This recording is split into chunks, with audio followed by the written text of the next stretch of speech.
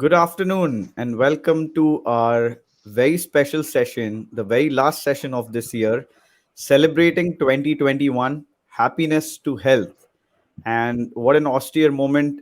Let me welcome Dr. Harish Shetty and Dr. Shashank Joshi, as always, for us to start this celebration of this new year that we hope will be better than the one that we are currently in. And let me first immediately start with my first question to you, Dr. Shetty, that goes with the very name of our topic, which is happiness to health. That is the state of happiness a myth, Dr. Shetty? I think that's a very intelligent question by you, Anirudh, and a very, very happy question because people come and ask me that we see you smiling in the show, but are you laughing throughout the day at home? I said, no, you can't be happy all the time. And, Okay. and, and, and I would like to break a myth. When a cricketer jumps and screams when he gets somebody out, and in the same team, if somebody does not jump and scream as the other cricketer, that does not mean that he is not happy. He's also happy. The second myth is that happiness is a consistent phenomenon. It's not a consistent phenomenon. It can come and go. The third myth is we should chase happiness in marriage, in life, etc. No, chasing peace, happiness is a byproduct of peace. And the fourth very important myth is that happiness is nature or happiness is nurture. I, for myself, would share that joy is an attitude. It's an attitude, and it's something which we can really, really work on. And as I finish saying this, I would like to share that happiness or joy cannot be chased or cannot be avoided. So many of you may have faced it in families. Your nephews or nieces or parents would have come and told you, remember the day when you said this sentence to me, it changed my life. And you feel so nice. Teachers have this experience all the time in markets when suddenly there's a tap on the shoulder and a young man says, ma'am, do you remember I was in your class in 2012? And teachers like doctors start like, yes, yes. But the point is that joyous moment of a teacher cannot be replaced by seventh pay salary, eighth pay salary. That joyous moment of the doctor when a patient says, you have changed my life, and you don't remember what you have done at that point of time. Happiness you cannot chase and you cannot avoid. But what is very important is we need to be aware of all the normal emotions, and they are sadness is a positive emotion. Depression is a negative state. If you are experiencing sadness, you'll be able to experience joy. Remember, all these emotions are intermingled. Jealousy is a normal emotion. Pathological jealousy is an abnormal state. So if you say that I should have married that boy, that girl, and somebody else gets married, perfectly normal. Or when you attend a marriage, you feel that the guy on the dais is much smarter than your husband, or the lady on the dais is much smarter than your wife. It's perfectly normal. So accepting jealousy as normal, being aware of that is very important. Third is anger is a normal emotion, aggression is a negative state. Pure anger is love. You get angry against people whom you love, you don't get angry against strangers. And but in India, there's a myth that if you're angry, that's not a nice thing. So we are taught to block our anger. And remember, emotions follow chemical reactions. If you block your anger and say, I do not get angry at all, it will be converted into resentment. And resentment is, I drink a cup of poison and expect the other person to die. And if you block resentment, you get hostility. खुन्नस पतली गली में मिला तो उसका गला दबा दूंगा. And if you block hostility, you get hate and revenge. So be aware of your anger. Anger is energy. Extremely important for you to accept. Anger is a positive emotion. Aggression is a negative state. Irritability is not anger. Irritability is anger in motion. So irritability is abnormal. Anger is normal. The next emotion is joy. As I've said, there's a difference between joy and pleasure, happiness and pleasure. Pleasure is just imagine you are watching Shashank Joshi, Anirudh Sapatnik, and Harish Shetty. and you get bored and you leave the show and go and have pour a drink, or leave the show and seek pleasure by something else. So that's the difference between joy and pleasure. Pleasure is an activity where you choose to elevate your mood through artificial substances or any activity, whereas joy or happiness is something you can't chase and you can't avoid. And the next emotion is fear. Normal. Fear is a normal emotion. Anxiety is an abnormal state which needs treatment. And and this emotion which comes after this is love. Happiness is linked with love. Happiness is linked with sadness. If you accept sadness as normal, you can be happy. Love is linked to sadness. If you accept sadness, then you're able to love somebody much better. Remember the day when your father escorted you to school? You still feel that those small things, or your mother. Remember the day when your father actually come and come father came to your bedroom and checked for your fever which you had. These are small moments of love. These are stirred moments of love which makes life meaningful, which makes life joyous and happy. And remember, awareness of feelings will make you feel happy and joyful many a times. But all these emotions come and go. And what is very important is, as you acknowledge the emotion, identify the emotion, accept the emotion, experience the emotion, and exhaust the emotion, awareness is built. And when you're aware, there is peace and samantha or equanimity, making you experience joy in a more beautiful manner. So, happiness is not a myth, it's an attitude which you can build across time. And my friend Shashank is waiting to answer this question in his own inimitable Absolutely. style, and adding hard science into this beautiful question which Anirudh asked. Yes, absolutely. Dr. Joshi, is happiness a myth? Yeah, mute. 2021. Uh, Anirudh and Guru Anna, we are all here to celebrate 2021. Yes. And we are here to demystify mystic truths of life. And happiness is not a myth at all. Happiness is a way of life. I think happiness is effusive, it's positivity, it's infectious, it's a lot of love, it's sharing, caring, and being there 24/7. It's very comforting. It is having no barriers. It doesn't have any inhibitions. It doesn't have any preconceived notion. You cannot decide to be happy. Either you are happy or you're not happy. And I think, Guru Anna very nicely took us through a journey starting from negativity and fear. There is nothing for us to fear as human beings. You see, the only fear we have often is that of death. One fine day, all of us have to die. And if you see that it's actually a route from one soul, it is like a car which gets old, you move into another car.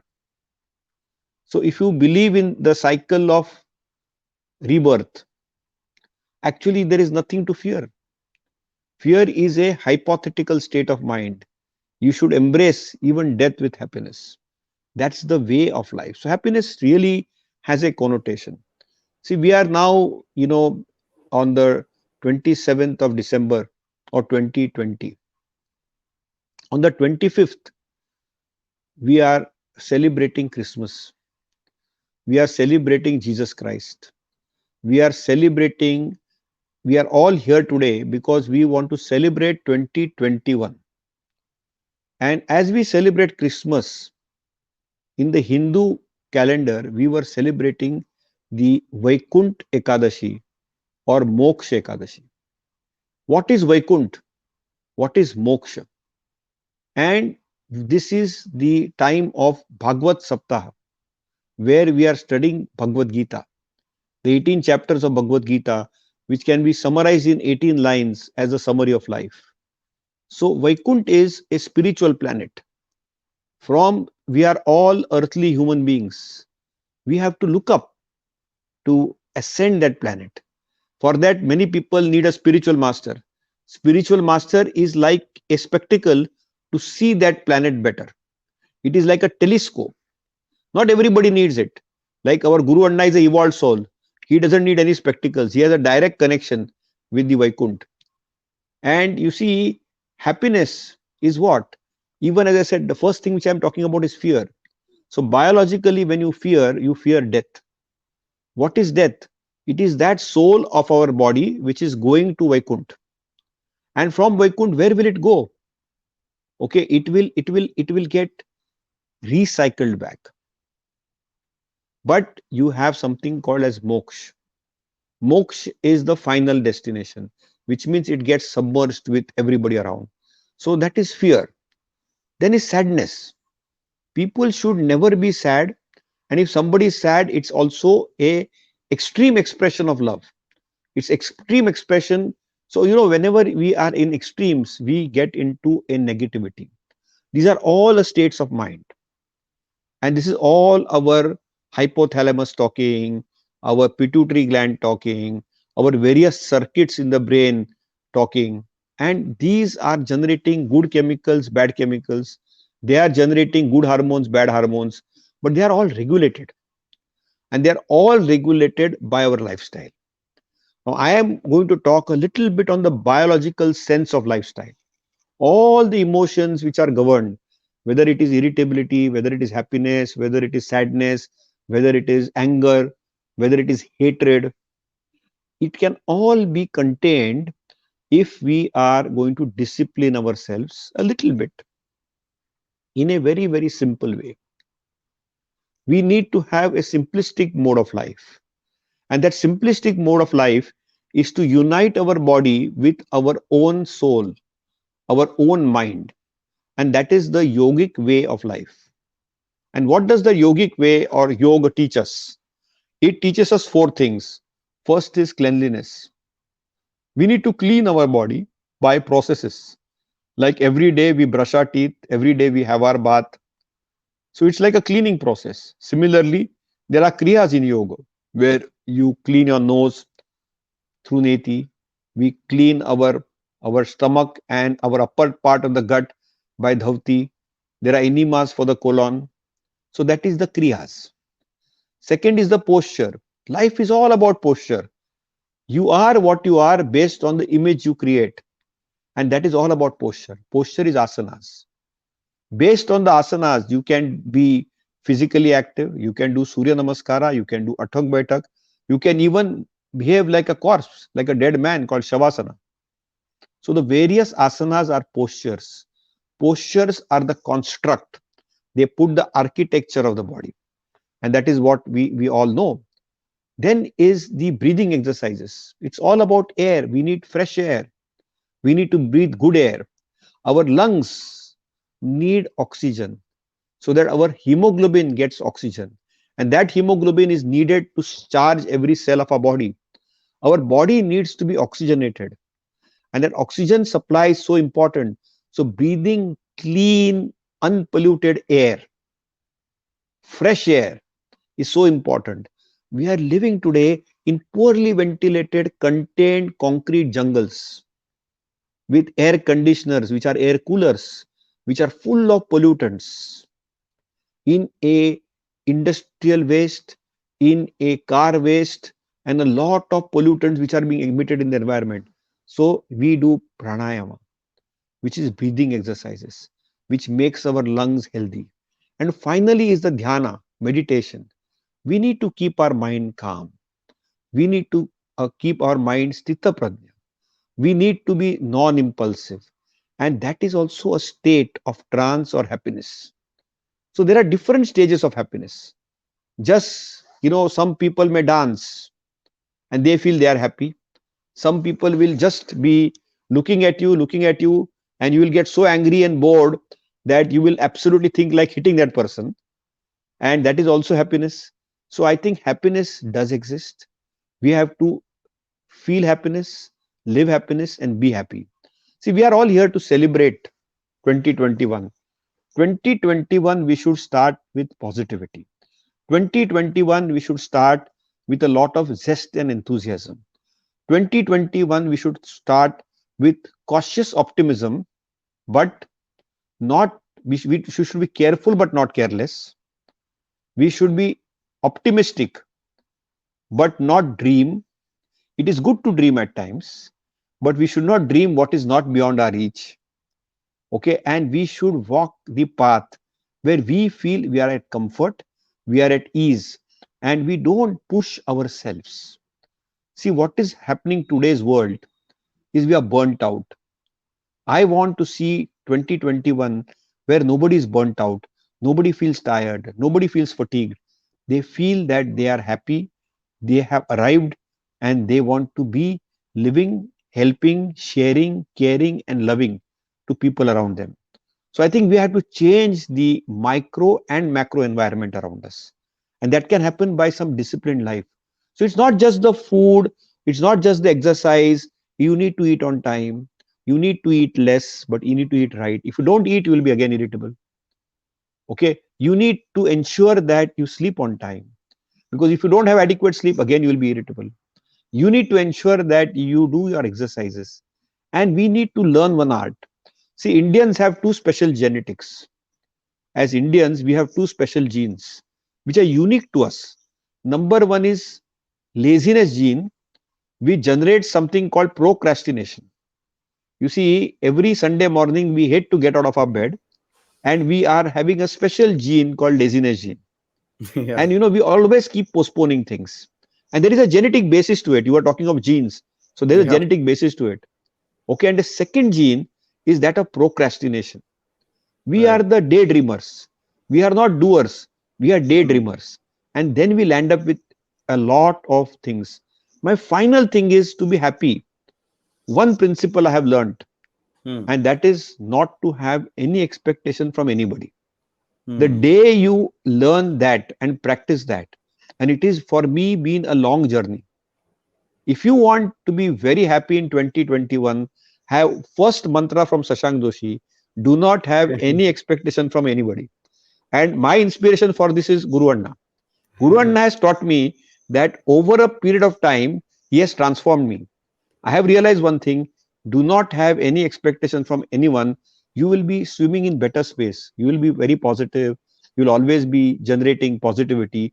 And you remember, as doctors, we take a lot of negative energy because our Yeah. patients come to us in pain, they come to us in disease, they come to us in Yeah. distress, their near and dear ones are anxious, and obviously we are all short of time.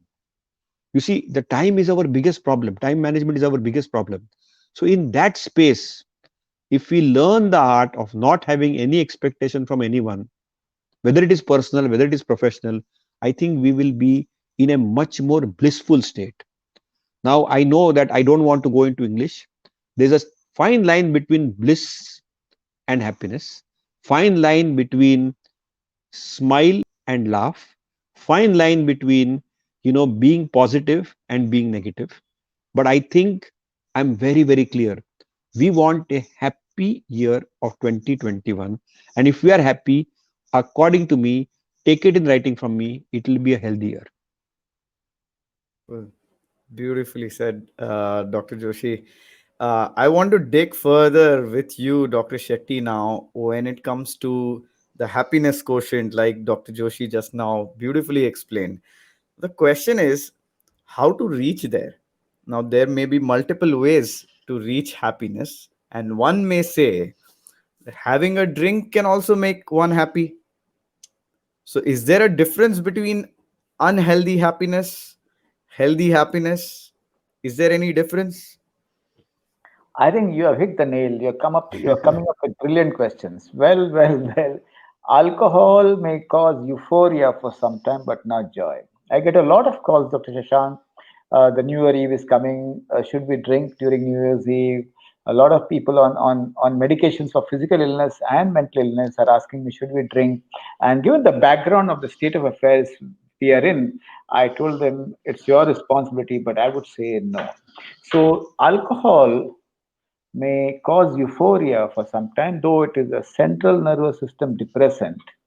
It may bring down your anxiety for some time, but alcohol or substance is not something which can give you genuine joy.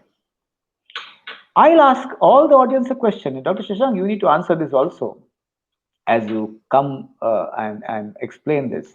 Why do kids not take alcohol and dance? Kids don't need alcohol to dance. What happens to an adult that to really shake his legs or his hand, he has to be two down. And after two down, he finds his legs and hands shaking. I mean, that's something we need to really ponder. We really need to ask. And so I would say no to alcohol, no to substance. And if you find the need to take a lot of alcohol, check your mood. You find the need to take a lot of alcohol, check your stress levels. If you find the need to take a lot of alcohol, check your life. And if you feel the need to take a lot of alcohol, check your thoughts. 2021, the night before, stay away from alcohol and ask yourself, बचपन में तो बिंदास नाचता था यार, कोई substance की आवश्यकता नहीं थी, म्यूजिक के बिना भी हम नाचते थे. So that's where I stand. And let's listen to Shashank. Absolutely, Guru Anna. I think these are substance abuses. Small children get small joys in small things. Breaking balloons, listening to music, dancing, relishing a cake, relishing sweets. We are in Vasudev Kutumbam, and alcohol is just a diversion, digression, which is unhealthy and which is inappropriate. It makes you lose senses, but when you come back to senses again, it has spoiled your heart, it has spoiled your liver, and it can have deleterious consequences. And it has an addictive potential.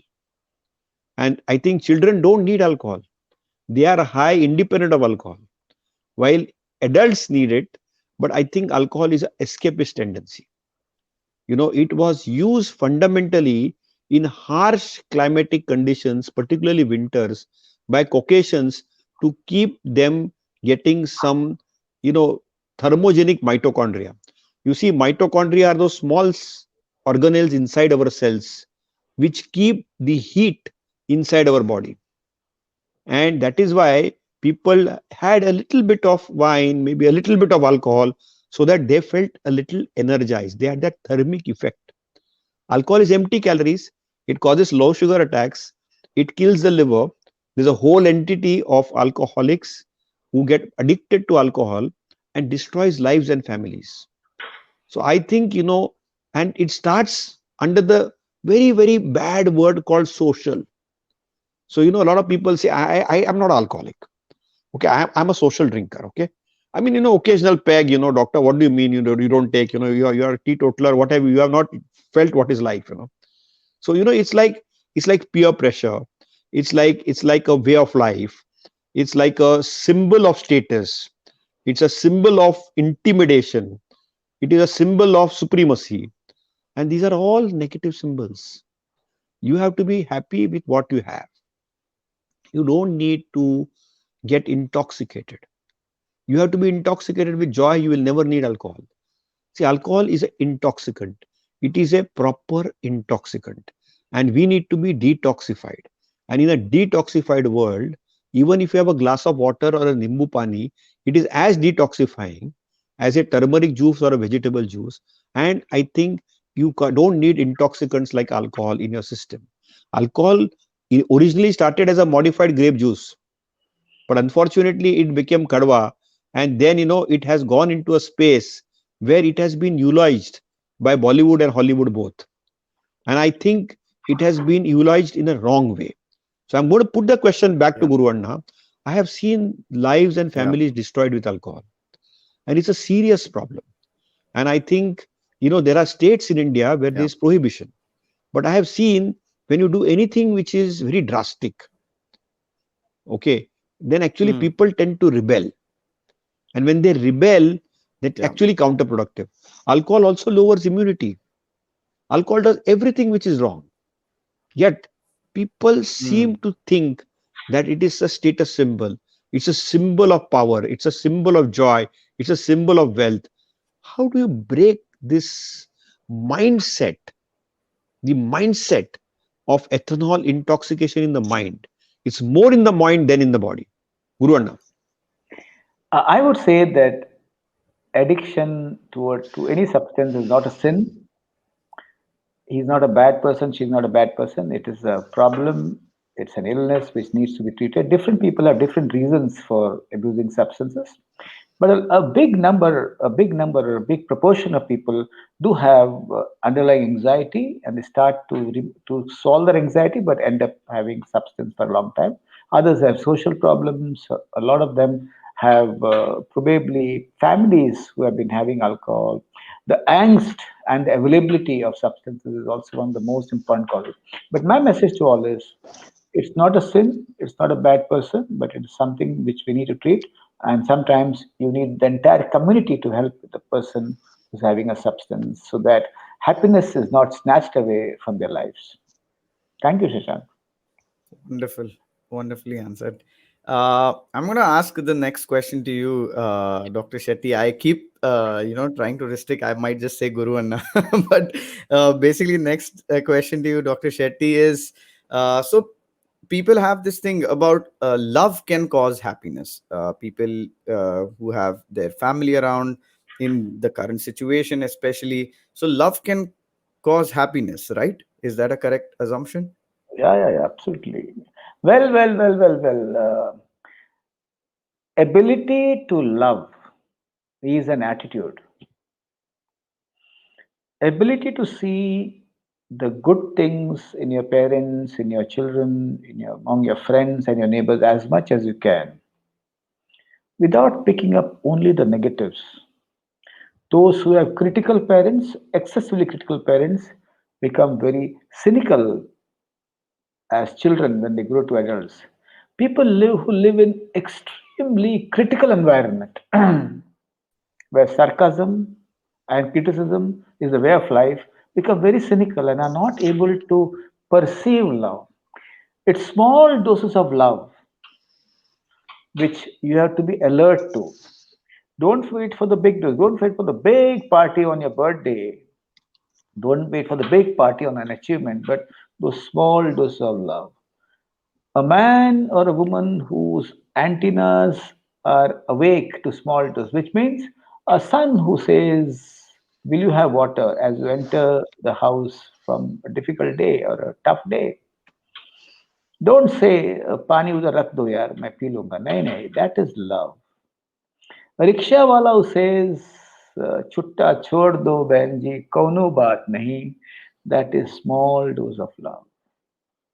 The teacher who says that if you are unwell, stay at home, go home, I'll send you my notes by email or by Xerox, that is love. So, ability to be alert to small doses of love is man's greatest quality. Having said this, if you show the slide which is there of love, in erotic love, when you are in love with somebody, remember love has birth, growth, and death. Love is agonizingly beautiful. The beauty is natural and the agony is inevitable. So this will happen. And Shashank is very generous and praises me for what he is. But I think we all learn through our experiences of love. And what is also something which we learned together and with a lot of friends around is that love is not only about the erotic or the love towards the opposite sex or the same sex. It's also towards your friends, towards your parents, towards your teachers. And and on a difficult day, if you recall those stirred experience of love, a mother will recall the birth of a child. And each one of us have different stirred experiences. As you recall and play it as if it's happening now, the happiness which you feel at that point of time, the joy which you feel is not describable. It's a new English word. Cannot be described, but can only be experienced. So, if you feel critical of everybody, sit down quietly, as Dr. Shashank said, do some little pranayam and access your beautiful memories and play it in all six senses. And that is where you experience the love has birth, growth, and death, my dear friends, lovers. Sometimes it can have rebirth, but remember, don't be bitter. You have had great experiences and great moments. Cherish them and move on. Love and happiness are intertwined, but after a stormy day, there's always a sunshine. And again, I would like to share is both me and Shashank are not gurus, the two.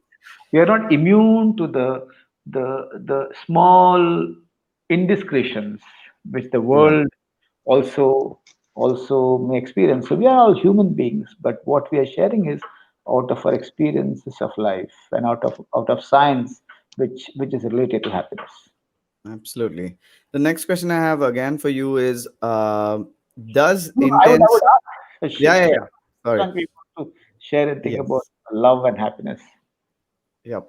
So, there are hormones of love, and Yeah. oxytocin is a hormone of love. It's a hormone of motherhood.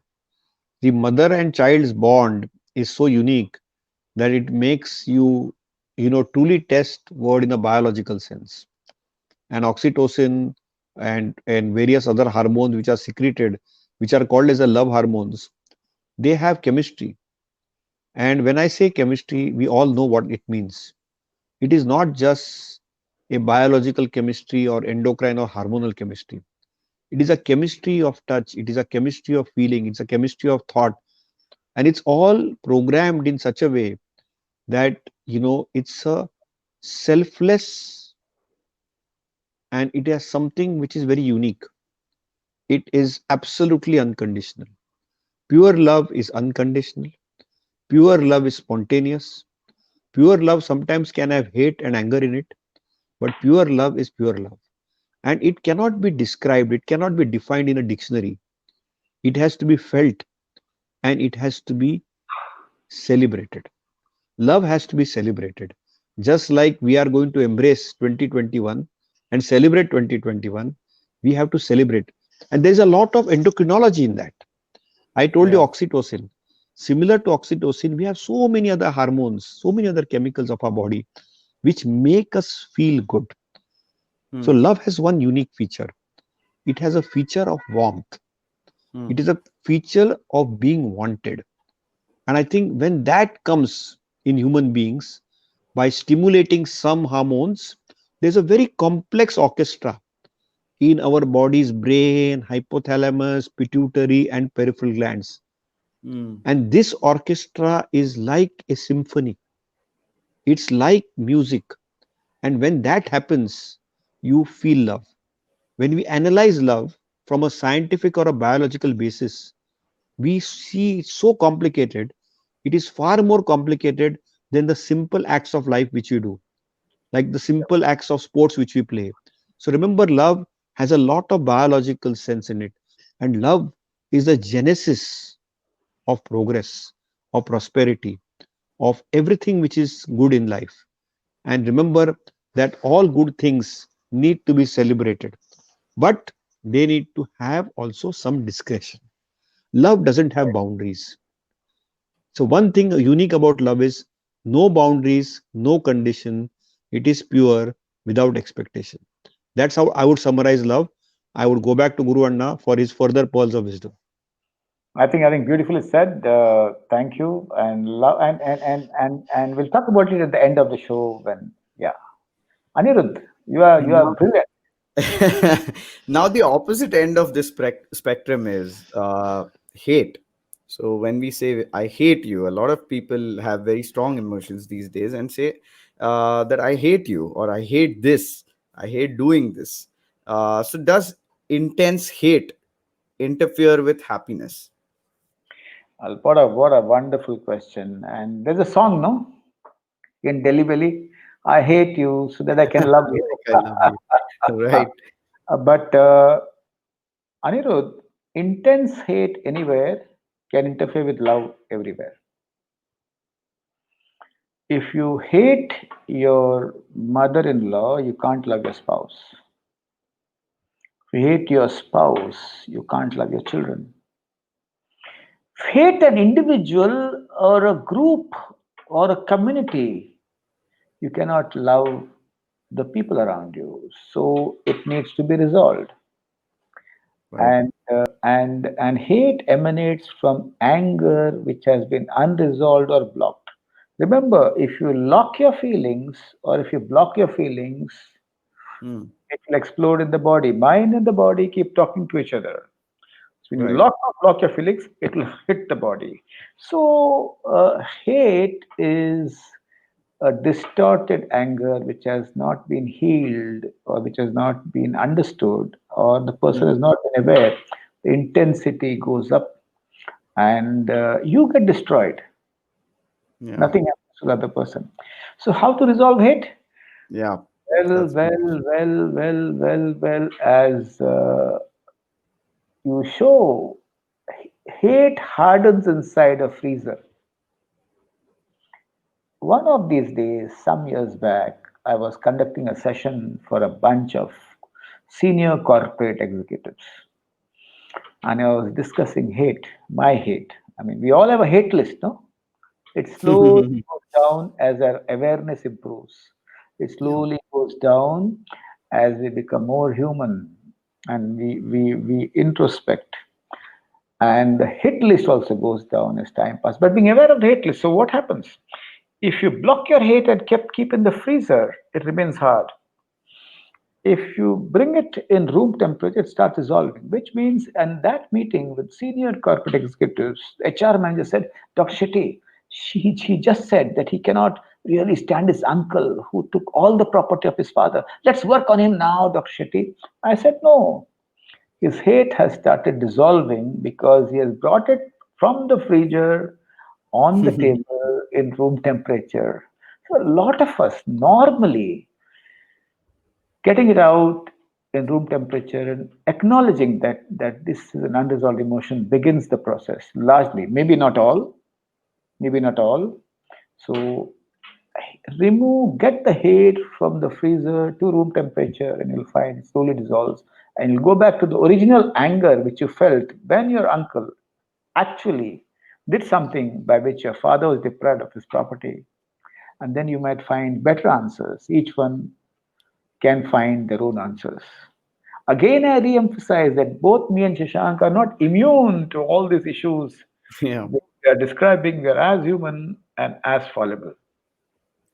Dr. Joshi, your pearls of wisdom on how do we resolve hate towards individuals and groups? So hate is extreme of love, Mm. and anything in extreme is bad. Anything in moderation is okay. And when people hate, there is a trigger usually, and the trigger is either compounded by multiple small irritants which pool up, or it is purely impulsive.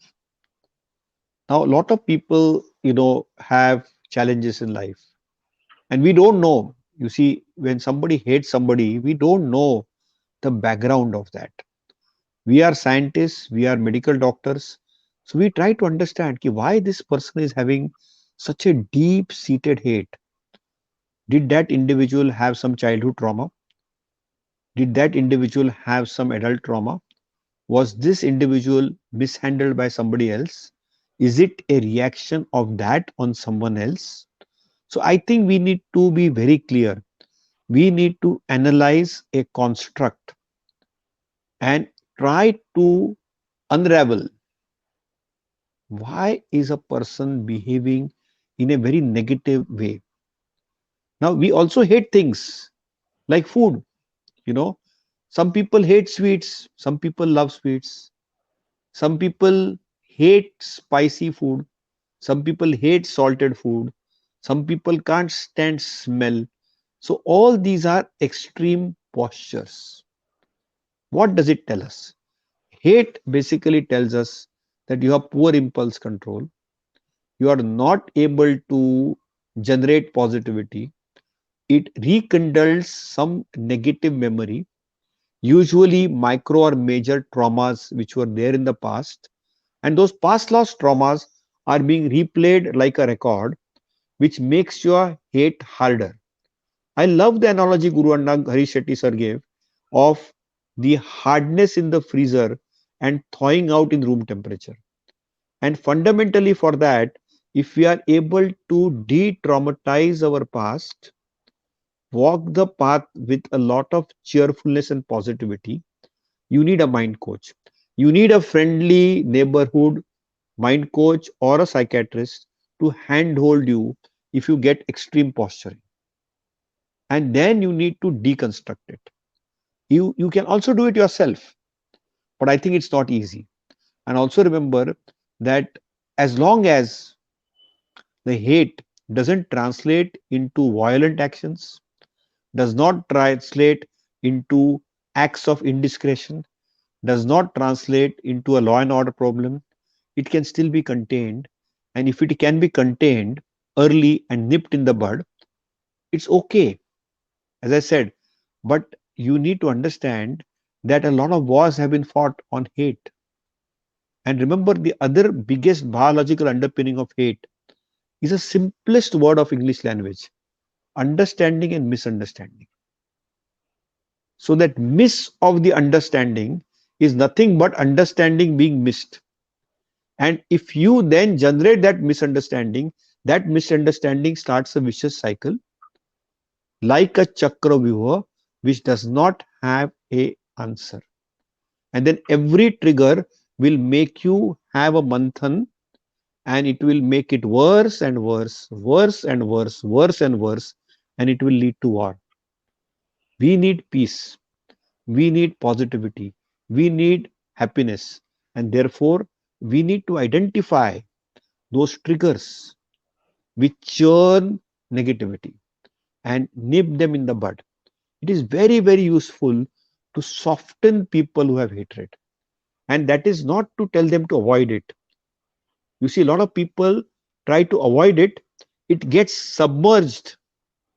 It is like putting water on amber, which is actually very hot. After some time, again, it will set fire. You need to cool it down in the right direction.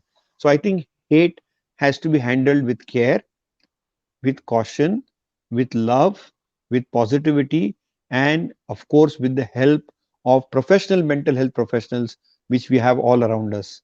And as I said, that you need to understand that the simplest and the most trivial misunderstanding will cause that. The only way you can bypass hate is by a culture called agriculture, AGRRE, agriculture. If you agree, you will never hate anybody. So have agriculture and always understand. Okay, that's the easiest way to bypass hate. Also, one small thing, Anirudh, which I would want to share is when I was working with the late Asgaril engineer, one of the finest human beings I've ever met, and Ram Punyan, again a very close friend, with two groups of people who had animosity, Yeah. and you have activists working for one group because they feel wronged by the other group, and that's a good thing because trauma can make you to work for the population who have been wronged, perceived wronged. But you can't stop there because your anger against the other group will help you to work hard for this group. But what is important at some point of time is such activists need to cross the fence and find out how we can talk to the other group against whom you have a lot of hostility. Hate and hostility can spur activity, but it cannot last forever. So it's important to cross the border and talk to people who do not agree with you to find peace among communities, groups, and nations. And do agriculture and become a farmer. Absolutely. Well, these words are very controversial today. No, no, I think farming is the best profession to have. If I'm a there is farmer, no stress, Shank. and I'm a and and and we are all farmers at the end of the day, we are all agrarians. All our lifestyle diseases which have come today have come because we have changed our agrarian lifestyle, Yeah. and from a regular jungle we have come to a concrete jungle. And had we been agrarian, there would be no diabetes, no hypertension, no heart disease, and we have lost sleep because we are Yeah. no more agrarian. So I think agriculture is very important for farming the right seeds of happiness in your brain. absolutely, Yeah. absolutely, absolutely. Yes, A yes, yes, Anirudh. whole lot of wisdom in this power And packed it's going to session be a today. long show, my friends. Have patience because we want all your responses in the box Absolutely. so that we can answer it when we meet Yes. soon. Absolutely. The next question that I have for you, Dr. Shetty, and actually it is going to be right up your alley, Dr. Joshi, as well, is happiness and hormones. Dr. Joshi lightly touched upon it in the very beginning. What is the connection? we keep talking about these happiness hormones, sadness hormones. What is the connection? Is it because of the chemical locha that Dr. Shetty you keep often talking about? And also Shashank, I think he needs to answer this. Is it Yes. genetic? Is there a gene for Is happiness? there a genetic? Yeah. Dr. So Joshi. I think I would give a Guru Anna the first choice because the happiness hormones are all linked to tyrosine and dopamine and its byproducts. And once Right. they move from those chemicals into proper endocrinology, I will answer that. So, Guru Anna, What you start the serotonin? journey of endorphins because the Okay, endorphins and the okay. Yeah. dopamines, they are the ones which will generate positivity. And from there, I will take the cue and move to hormonology. So, let us Absolutely. start with endocrinology.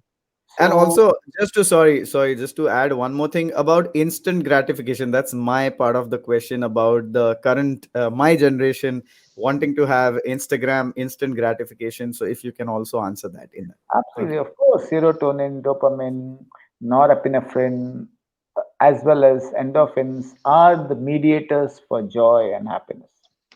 And to keep it up to date as much as possible, the Panchamrut, which I always say, exercise, yoga, diet, sleep, and kindness, is very, very, very important. And as you do that, in spite of that, if you think things go haywire, then you need to go to a chemical engineer, body chemical engineer, to really, really rectify it. So I feel nice and healthy if I exercise and do pranayam. I feel nice and healthy if I resolve my conflict with people whom I may have. It took me a long time to be upfront. I would postpone it, I would bury it, I would gossip behind somebody's back. But across the last 10, 15 years, the last 20 years, the evolution has happened automatically out of experience. So it is important to have good emotional health, build emotional hygiene, build emotional wealth by good lifestyle. So the orchestra of the body works like a trained engine which has not gone awry.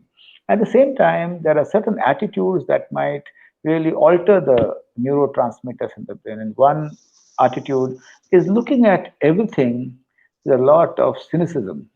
कुछ नहीं होएगा, कुछ होने वाला ही नहीं, कुछ होएगा ही नहीं. And when you say that, you not only kill your joy, but also kill the joy of everybody else. So ask yourself, what are the small things you can do to feel joyous? Can you avoid talking any negative sentences for 3 days? Can you avoid criticism against anybody for 3 days? This practice has been useful for me because the entire narrative in the brain changes, the sentences change, the words we speak also decides how we feel. And I think these are things you can do, small things you can do to really change your nature, which you probably inherited out of experience, exposure, and genetics. And that I think is very important. At the same time, uh, psychiatrists, physicians, and endocrinologists, they work on a plane which overlaps and which connects. So, Shashank, what is it that you can talk about thyroid Hormones. and all the hormones which are mediators for good lifestyle?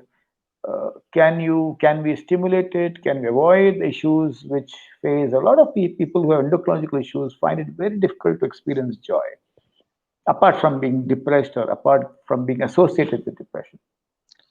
So there are four hormones or chemicals in our body, essentially, which activate happiness. Now, when I say this word activate happiness, it is very crazy. And I use a simple acronym called SOD, SOD, SOD and SAD. So S stands for serotonin. Serotonin is a neurotransmitter of happiness. Okay. O stands for oxytocin. Okay. The D stands for dopamine. And the E stands for endorphins. These are the four love hormones, happiness hormones, whatever you may call it. And then we will go to the whole orchestra from the pituitary gland right up to the gonads. So, what is oxytocin? Oxytocin is the crucial hormone which is released as a neurotransmitter or a hormone during childbirth and during breastfeeding. Mother Earth, Mamta, comes from breastfeeding, and that is the hormone of breastfeeding. And what is oxytocin? Why is it called the love hormone? Because it is linked to empathy, it is linked to trust, it is linked to sexual activity, and it is linked to relationship building. So, oxytocin deprivation will lead to lack of trust, will lead to lack of empathy, will make you sexually deprived, and will not allow you to have healthy relationships. So, the big four of oxytocin are empathy, trust, sex, and relationship building. Now, remember, how do you generate good oxytocin? Simple hugging to orgasm, everything generates oxytocin. So, oxytocin is the true love hormone, as they say. From oxytocin, we move to serotonin and dopamine and endorphins, which are all nothing but feel good hormone. What is dopamine? It's a feel good hormone. Okay, it's a reward hormone. It's making you feel happy. It is making that it's your birthday and your near and family, dear ones are going to cut a cake. That is what is dopamine. Okay, serotonin is another happiness hormone. It's a chemical. And so are endorphins. They make you feel good. So this sword is really the happiness hormones. But our body has pituitary glands. It has the controlling glands which control thyroid hormones. Thyroid hormones are energy hormones. They give the vibrancy, the buoyancy to our body. So if you are hyperthyroid, you are hyperactive. You will be moving all the time. You will get tremors, you will have eyes popping out, you will lose weight, you will feel fidgety, you will get anxious. If you are hypothyroid, you will be very slow, you will be very slow, you will be puffed up, you will be lazy, you will react when Anirudh says, ah. So that is hypothyroidism. So it is the energy clock of our body. Then we have the steroids. Our adrenal gland has a cortex and a medulla. It has two parts. The cortex pumps out glucocorticoids. We need it for our day-to-day activity. You see, the only drug which works as a magic drug for all times under stress is steroids. But beyond those steroids, we have other chemicals made by the medulla of the adrenal gland, which is adrenaline. They say there is a rush of adrenaline in your body. That is epinephrine and norepinephrine. That is dopamine. That is the adrenal cortex which makes it, the adrenal medulla which makes it. Then we have the gonads. Females have ovaries, males have testes. They make estrogen and progesterone. Men make testosterone that govern the overall activity. So remember, this whole hormonal chemistry can go haywire, can go awry by simple mood. If your mood is happy, you are happy, you are secreting SOD, you are secreting serotonin, dopamine, oxytocin, and endorphins, and you are feeling good. And therefore, simple things make a lot of difference. Okay, of course, we are in a no-touch technique because we are evolved souls. If you go to United States or Europe, they will always hug you because they feel that they need that touch for the oxytocin. I think Indians is a more ancient civilization. In our Vasudevam Kutumbam, it is more of no-touch technique because we have a yogic way of life. We are supposed to be doing all these things and stimulating our Kundalini. Stimulating of Kundalini is stimulating the soul. It is stimulating and making the right serotonin, right dopamine, right oxytocin, right endorphin at the right place in the right neuron of the body. And that is what endocrinology is all about. And when we disrupt it, when we declutter this, we have a problem. So remember that we are living in a very complex macrosome. And in this complex macrosome, we need to keep it simple. We need to smile, we need to be happy, we need to sleep on time, and we just need to reprogram ourselves. So hormones basically are our body's mobile chargers. Our body is just like a mobile phone. Every day the body gets discharged. If you don't sleep, you will not charge yourself up. So sleep is equally important. When you sleep, what happens? There is a sleep-wake cycle hormone. What is that called? Melatonin. Melatonin is Shiva's third eye. It is secreted by the pineal gland. It is secreted at night. It keeps your biological clock intact and keeps you going day after day, day after day in a sleep wake cycle. It calms your nerves, it soothes your body and makes you feel good. And that is why we have this whole hormonal orchestra, which is beautifully crafted by whoever has made us, as we call him Almighty, we call him God, we call him Allah, we call him whatever it is. Remember, it is all about your hormones in your body and always feel happy. And that is why when I say lifestyle, eat on time, sleep on time, eat right, there are three types of foods which we eat. You know the three types of foods which our ancestors described: tamasic food, Rajasic food, and Sattvic food. Sattvic food is the one which is a balanced food, which doesn't generate a lot of negativity. Rajasic food is very rich food. It's rich on carbs and the ghees, and it's very opulent, but it makes you slow and slumberous. It makes you sleepy all the time. It makes you sust and must and gives you obesity and snoring and death. Okay, while the tamasic food is a spice, is a salt. It gives you anger, it makes you irritable, but also gives you aggression.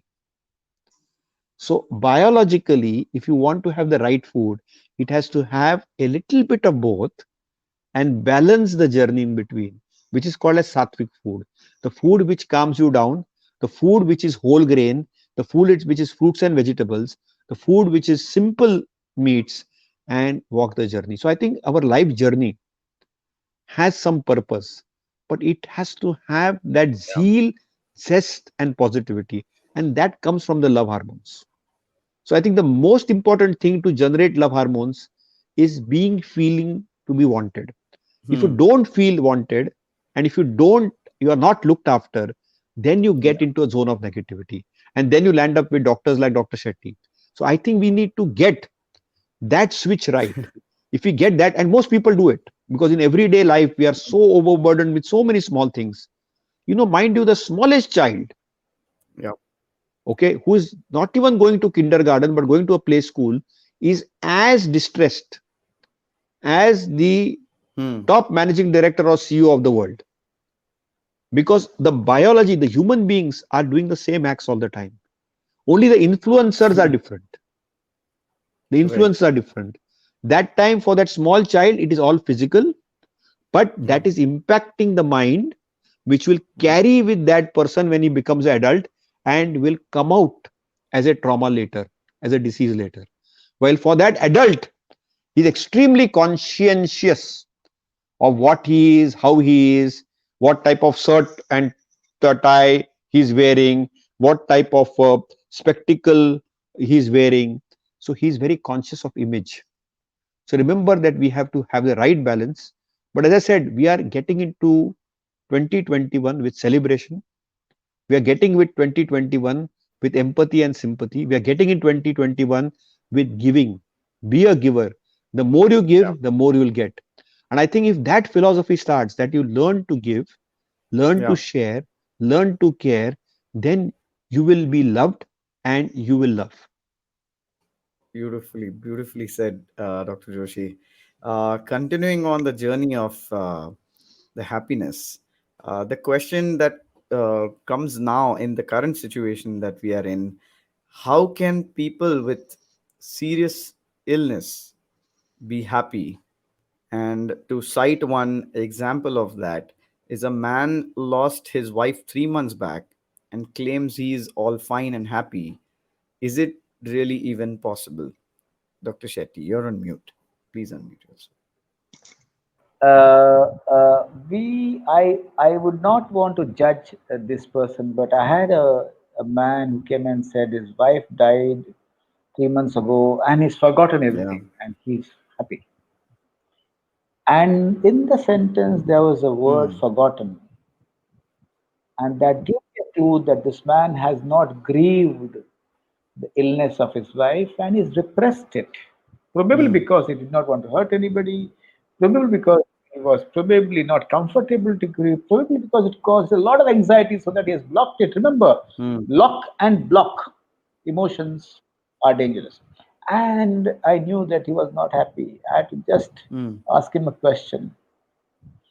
What are the good things about your wife who has passed away? And he started weeping. The flood happened in my presence. So if you block sadness, you cannot experience joy.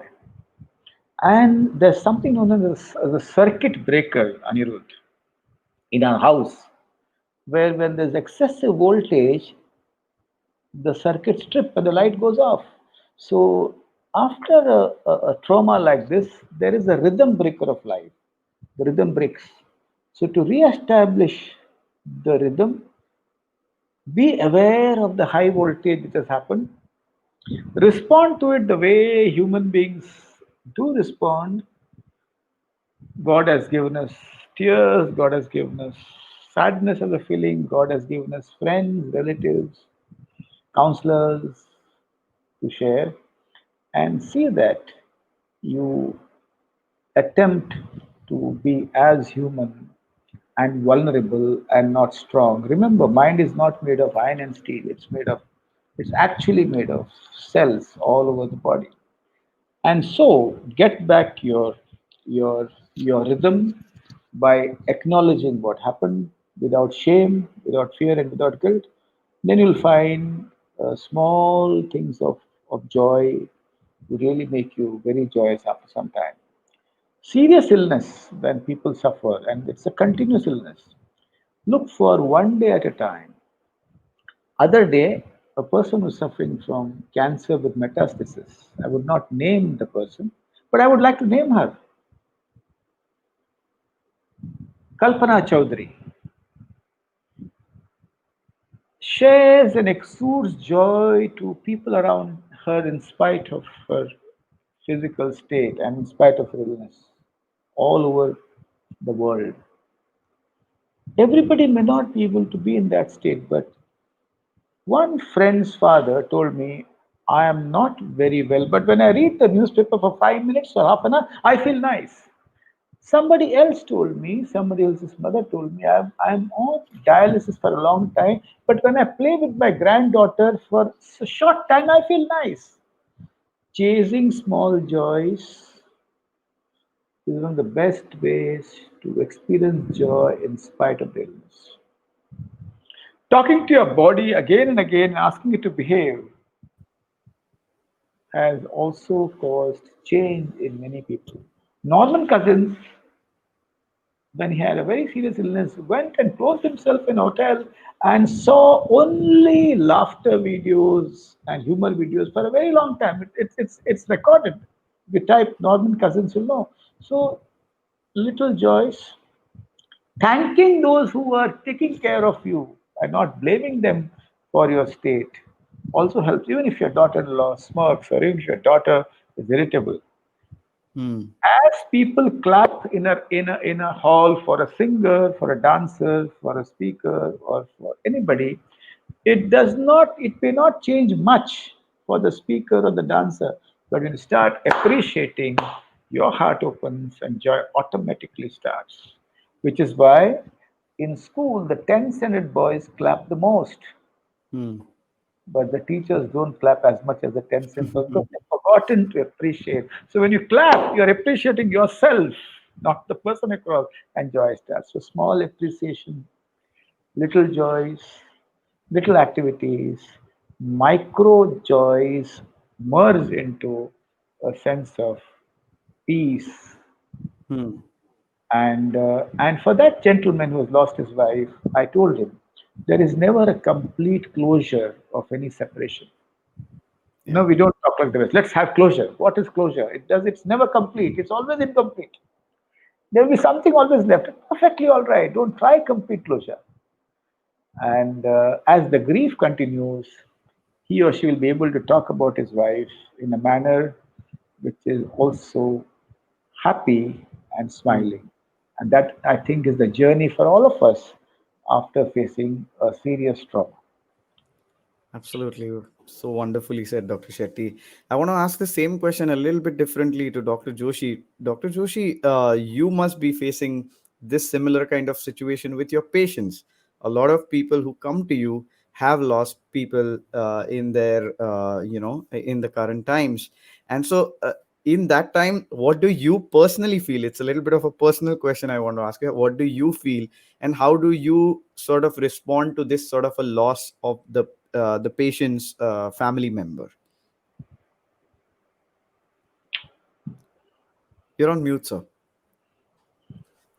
One of the most important things in life is to empathize and sympathize.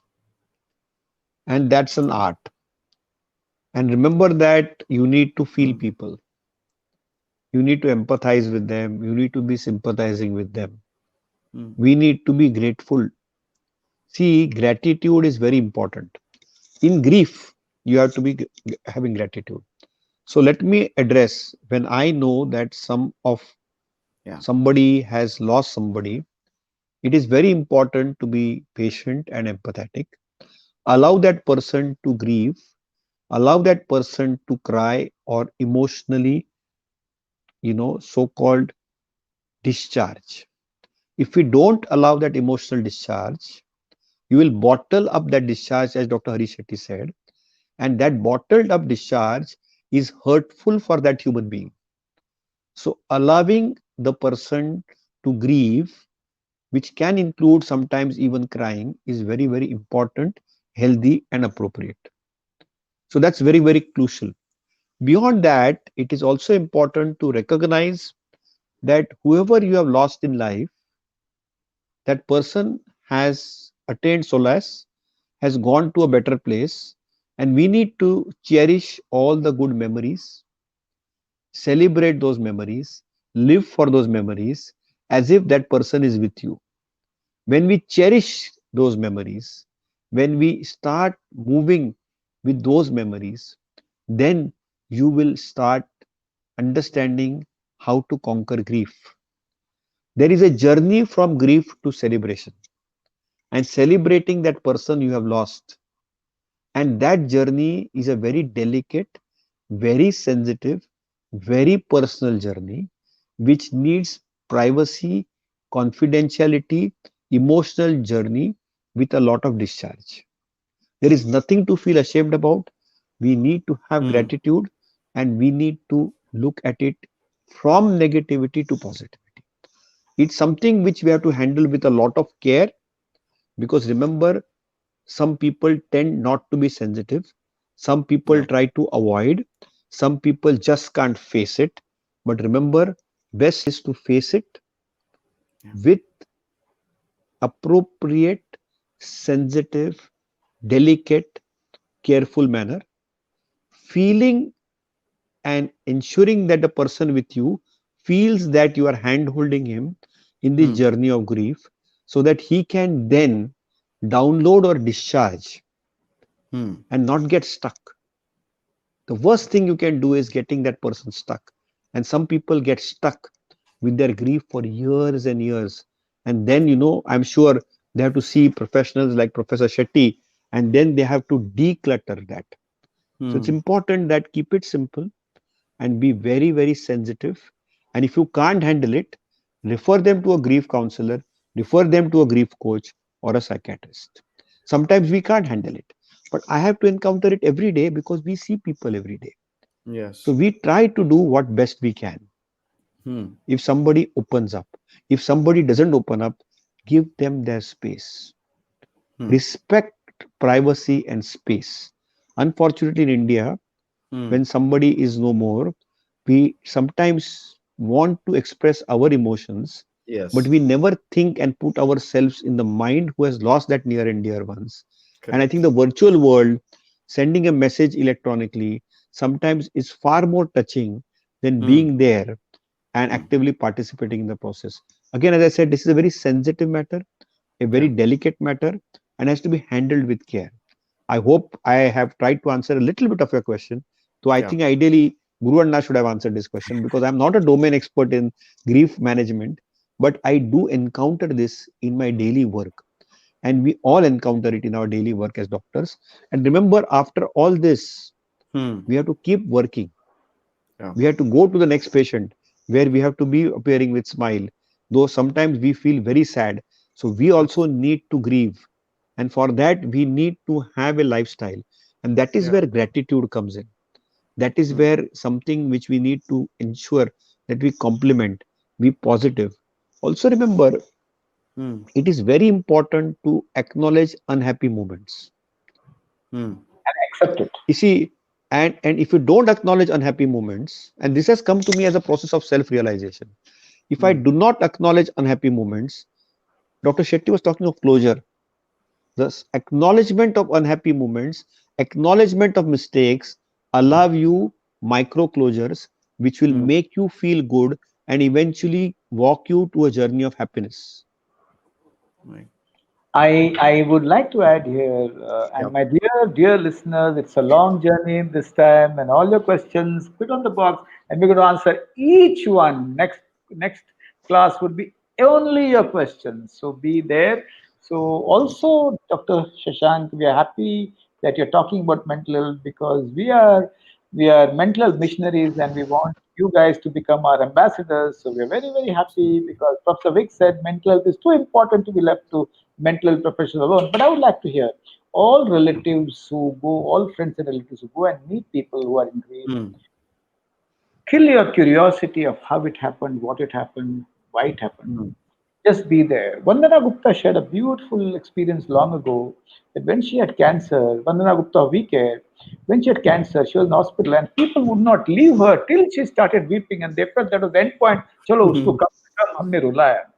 Remember, when you are there and you don't talk, Yeah. and the person doesn't talk or would not cry, communication is still happening with your being. Communication does not Yeah. happen with your curiosity. So kill your curiosity, just be something very important. Dr. Shashank, you've said things so beautifully, and we are so happy that you are so much interested in mental health. And as you said, doctors need to go from one patient to other, but they cannot block the feelings. They need to experience the feelings and also share it with the colleagues as and when they can and move on. So being human, as you beautifully described, is extremely important. Amazing, amazing. Uh, one more question I have. This is probably the second last question I have. The question is, so I met a friend who lost all his money recently and he feels very ashamed. How can he bounce back? He feels guilty that he's not able to take care of his family. As I've shared in the first question, I shared about six emotions which are natural emotions: Yeah. anger, sadness, joy, fear, envy, and love. Yeah. And love is energy. Anger is also energy. Shame and guilt are learned emotions. You learn it across socialization. If I had lost all the money, first of all, the most important thing is to acknowledge. I had a friend, Meera Kothari, and her husband. She's a psychologist, very famous psychologist of the country, runs beautiful centers at many schools. And they, during the Harshad Mehta case, when they lost money, she came out openly on the front page of the Times of India and said, "This is what happened to us." Meera Hmm. Kothari, a trained psychologist.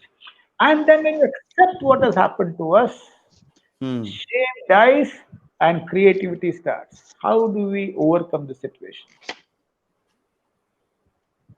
How do we work this out? And there are six things we all learned from Meera Kothari. Then one was accept and acknowledge. Be truthful that you're not able to really pay this money immediately. Hmm. Don't give a date because they'll chase you on the date Hmm. and tell them. And there's a lot of violence at that time, emotional violence, but it all settles down when there's genuinity. So take all the calls from all your debtors, accept the state of affairs, see that you also participate in small joy as well. Joy is not about having a tea in Taj. Joy is also having walking on Jew Beach and having a bhel puri. Exp- Experience small joys. Start a routine, whatever it takes, a routine. And no shame in moving from Malabar Hill to Mira Road. And the fifth most important thing is, if there's anybody who's violent at you, see to it that you take appropriate steps. But but managing shame and guilt helps you to move ahead. If you have excessive guilt that you really destroyed your family, it's important that you see a counselor fast so that you don't hurt yourself and go into a spell of depression. It is not the tea at Taj or Oberoi which gives you happiness. It's the joy of having something with somebody whom you love also can make you as happy. When you're not ashamed of going down, nothing happens. And money is one of the most cheapest commodity, as my friend Dr. Shekhar Bojraj says that all the time. And money in families go around in cycles. You earn, you consolidate, you use it. And at some point of time, the third generation, fourth generation, without reason, can just go down. Accept,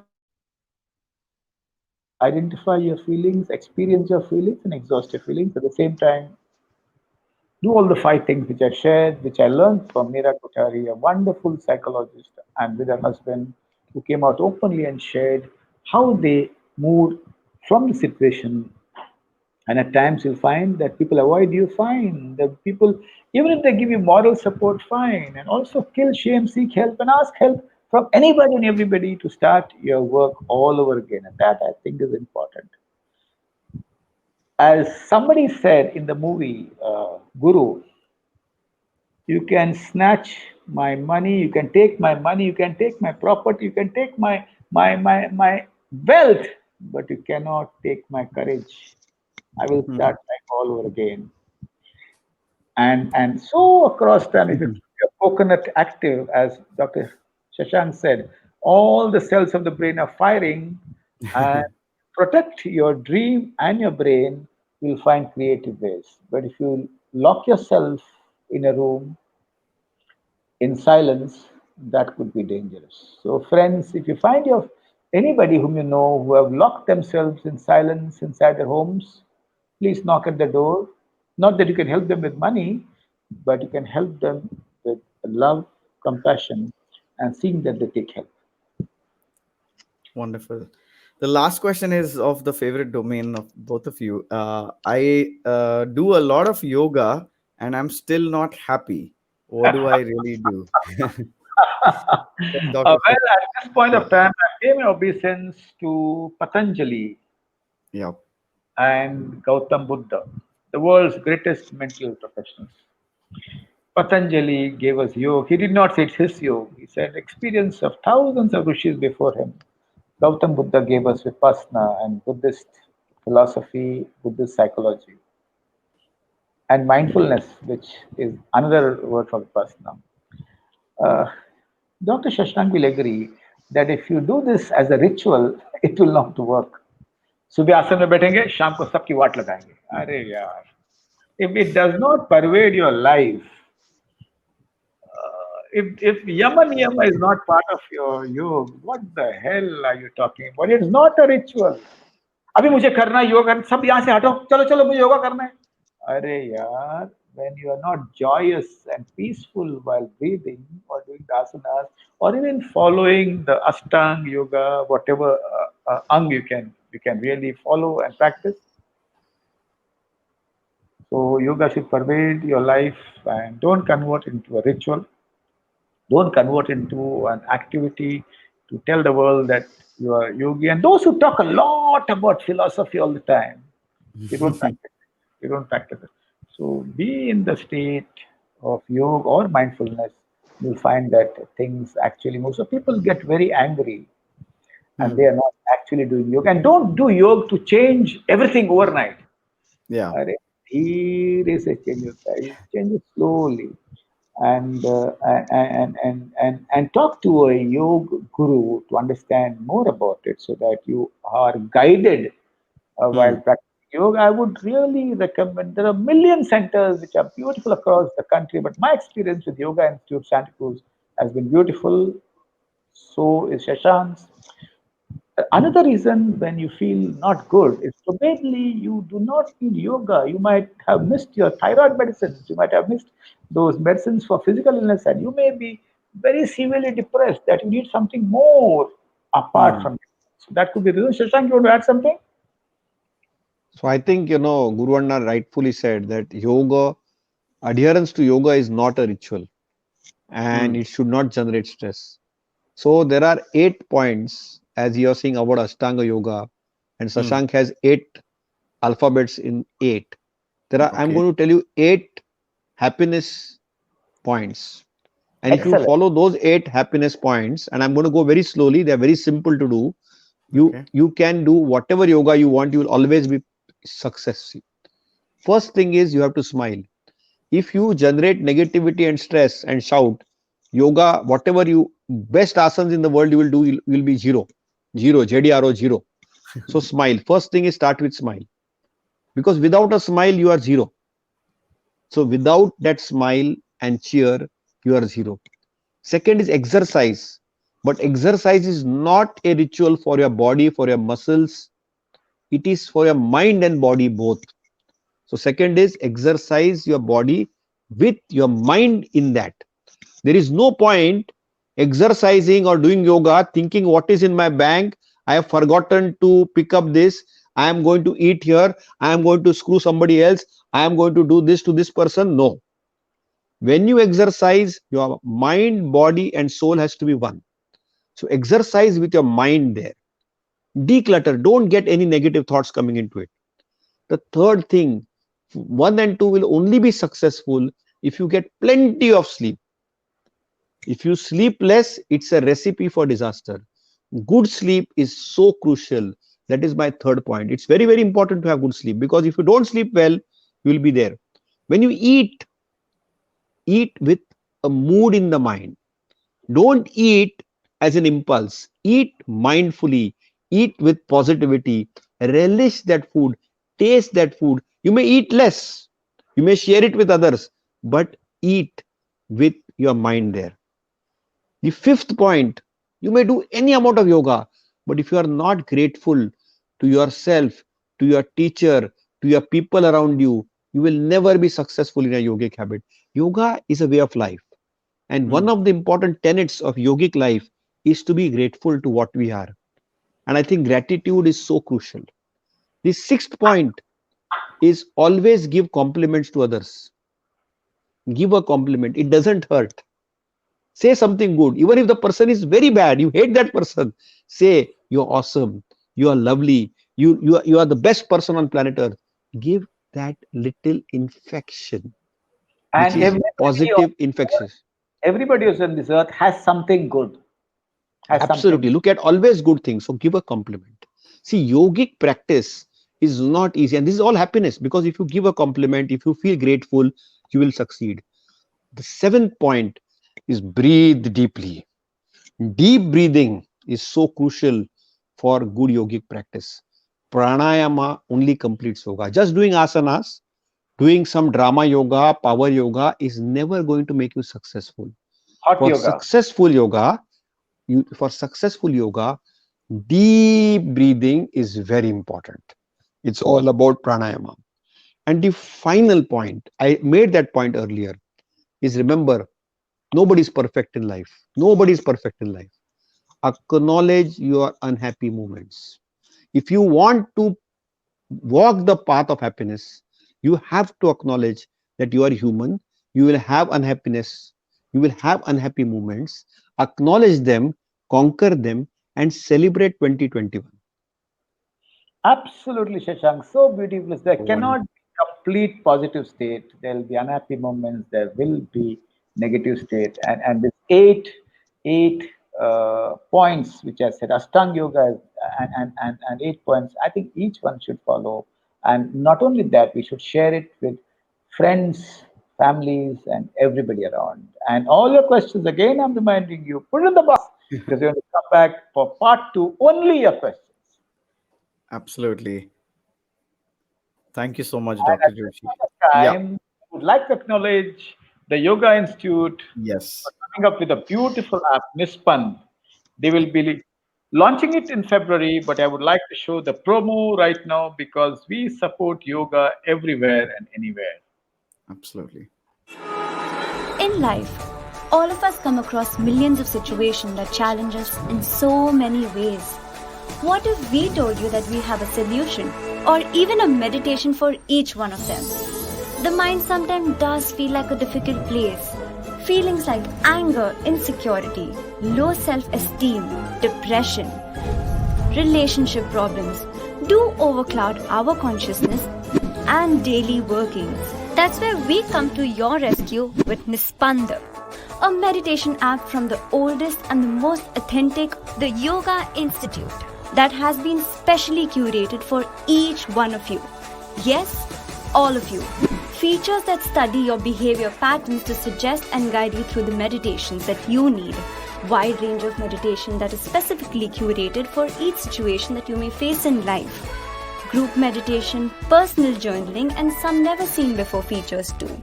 That will help you face each situation more mindfully, with more patience, happiness, cheerfulness, calm, and peace. Nispanda, an app for a better take on life. Releasing this Feb 2021 and will be available on Google Play and App Store. Namaste. Let it reach 7+ billion people all over the earth. You want to say something about it, Shashank? We were with No, Hansabian no. yesterday. I think we have to be. I want to wish everybody a very happy and healthy 2021 and celebrate 2021. Celebrate yourselves and be happy. Absolutely. And as we move to the last couple of messages, Yes. Anirudh is helping us, and today has been brilliant, and we are very happy. Well, there are people who always say, nobody loves me. And let me share again and tell you guys that there's nobody on this earth who has not experienced love. And we only feel that because we are not alert to small doses of love. We are looking at the big dose. So being aware makes us alert to the small dose of love. And that is so important for all of us. And as we move to the last 1 minute, remember, depression can snatch your happiness, steal your happiness. And most of the things which we said, you may not be able to actually practice. So at that point of time, understand that fracture is visible and depression is invisible. And it's so important to handle it. And at the end, I would say this is what you are is more important than what you have. What you have is transitory, it's transient, it can change.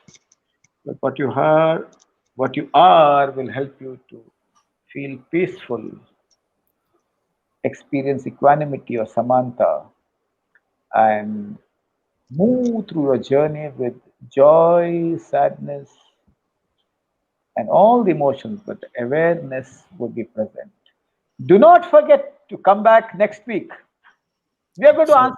answer each one of your questions on this. This is the first Absolutely. time Dr. Harish, Dr. Shashank Joshi have taken up this topic. We are not experts at all, but we felt we wanted to start 2021 with a beautiful, as Shashank said, exuberant, effusive, and a normal life, accepting our feelings exactly as they are. Absolutely. And thank you so much to our entire audience. Definitely, you have been our support through this 2020 and have given us a lot of happiness through sharing your experiences, sharing your stories, and asking questions, talking to us freely, openly, like we are one big family. Thank you so much, Dr. Shetty and Dr. Joshi. Eternally grateful. Thank you so much.